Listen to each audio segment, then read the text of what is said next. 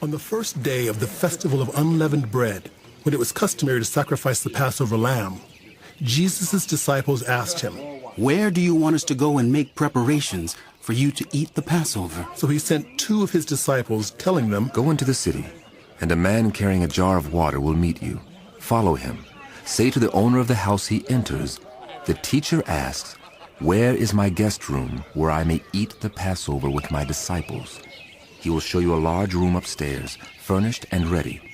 Make preparations for us there." The disciples left, went into the city, and found things just as Jesus had told them. So they prepared the Passover. While they were eating, Jesus took bread, and when he had given thanks, he broke it and gave it to his disciples, saying, "Take it. This is my body." Then he took the cup, and when he had given thanks, he gave it to them, and they all drank from it. "This is my blood of the covenant, which is poured out for many. He said to them, Truly I tell you, I will not drink again of the fruit of the vine until that day when I drink it new in the kingdom of God."